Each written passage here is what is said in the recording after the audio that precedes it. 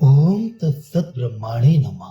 श्री छांदोग्य उपनिषद श्री शंकराचार्य भाष्य तृतीय अध्याय त्रयोदश खंड हृदयांतर्गत पूर्व सुषिभूत प्राण की उपासना। इस प्रसिद्ध हृदय के 5 देव सुषि हैं। इसका जो पूर्व दिशावर्ती सुषि अर्थात छिद्र है वह प्राण है, वह चक्षु है, वह आदित्य है, वही ये तेज और अन्नाद्य है। इस प्रकार उपासना करें। जो इस प्रकार जानता है अर्थात इस प्रकार इनकी उपासना करता है वह तेजस्वी और अन्न का भोक्ता होता है।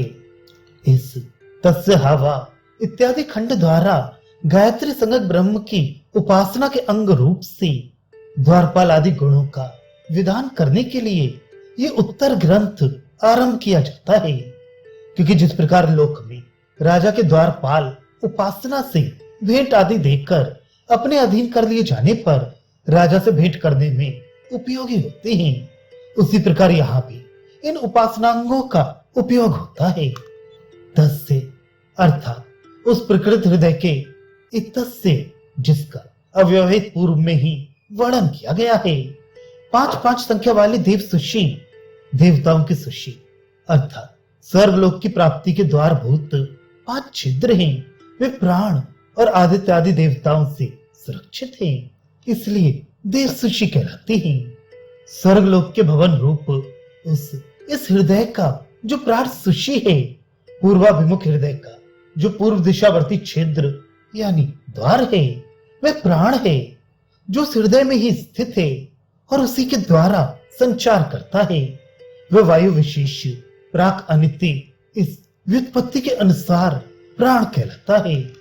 उस प्राण ही से संबद्ध और अभिन्न चक्षु है। इसी प्रकार वह आदित्य भी है, जैसा कि आदित्य निश्चय ही बाह्य प्राण है, इस श्रुति से प्रमाणित होता है।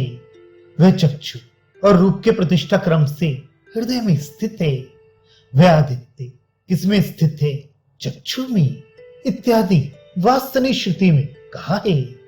प्राण वायु रूप एक ही देवता एक ही आश्रय में स्थित होने के कारण चक्षु और आदित्य नाम से कहे जाते हैं। प्राणाय स्वाहा ऐसा कहकर दिया हुआ हवि चक्षु आदि संपूर्ण इंद्रियों की तृप्ति करता है। वह प्राणाख्य ब्रह्म स्वर्गलोक का द्वारपाल है। अतः स्वर्ग प्राप्ति की इच्छा वाला पुरुष ये चक्षु और आदित्य रूप से तथा अन्याद्य रूप से सविता का तेज और अन्नाद्य है। इस प्रकार उन 2 गुणों से इसकी उपासना करें। इससे वह तेजस्वी और अन्नाद अर्थात रुग्णत्व आदि से रहित होता है। जो ऐसा जानता है उसे ये गौण फल प्राप्त होता है।